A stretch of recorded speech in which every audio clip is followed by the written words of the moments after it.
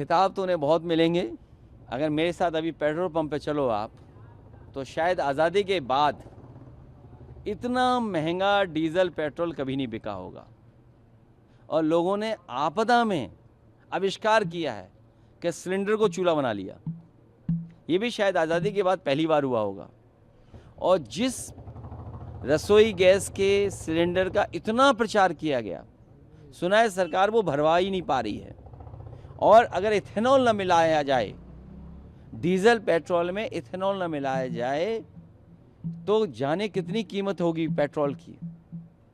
और पेट्रोल आज भी अगर हम पंप पे चलें, तो अगर हम ईमानदारी से प्योर शुद्ध प्योरिटी का पेट्रोल अगर चाहेंगे तो 150 रुपये से ऊपर मिलेगा।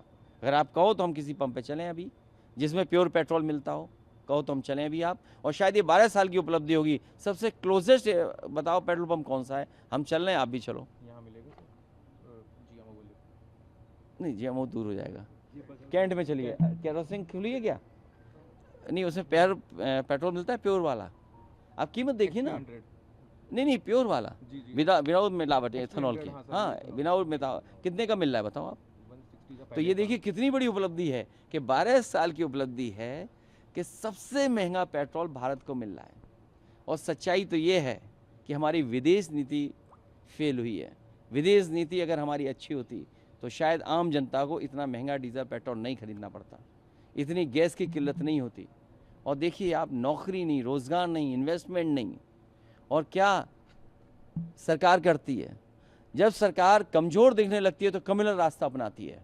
पिछले 10 दिन के स्टेटमेंट अगर मुख्यमंत्री के आप पढ़ें और उनको लिख करके देखें तो आप समझ में आएगा कि कितनी कम्युनल भाषा बोल रहे हैं। और सुना है कोई मंत्री हटाए गए हैं,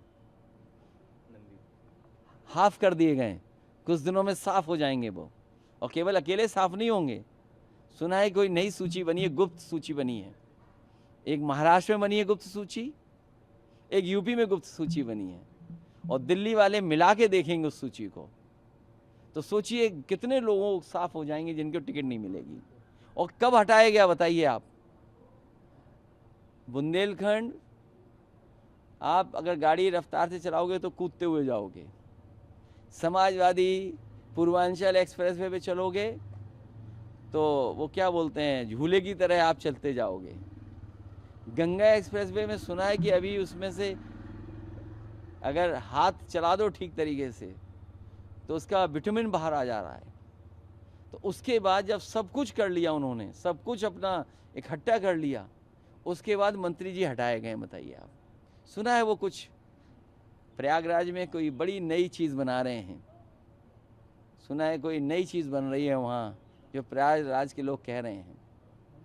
तो अब सरकार को चुनाव में जाना है, उन्हें अभी हाफ किया है, इनके साथ साथ बहुत लोग साफ होंगे जिनकी टिकट ही साफ हो जाएगी। एक आखिरी सवाल, एक पॉलिटिकल सवाल है। चुनाव की आपने जिक्र किया, 2027 चुनाव आ रहा है, आप गठबंधन में, उस पर तमाम चर्चा रोज़ अखबार में कुछ निकल रहा है कि सीटों का इक्वेशन ये रहेगा। इन सब के बीच क्या कुछ हम लोगों को जानकारी मिल सकती? देखिए, आप सब यूपी में रहते हो, यूपी के बाहर की भी जानकारी, लेकिन यूपी की बहुत ठोस जानकारी आपको रहती है। कल ही इंडिया गठबंधन की बैठक हुई है और इंडिया गठबंधन के तमाम लीडरों में ये आपस में तय हुआ है कि इंडिया गठबंधन को और मजबूत करना है। तो इंडिया गठबंधन तभी और मजबूत होगा जब यूपी में भारतीय जनता पार्टी का मुकाबला हम लोग करेंगे और उन्हें हटा देंगे, बीजेपी को जब हटा ले जाएंगे तो इंडिया गठबंधन और मजबूत होगा। प्रभातखबर.com, विश्वास वही, रफ्तार नहीं।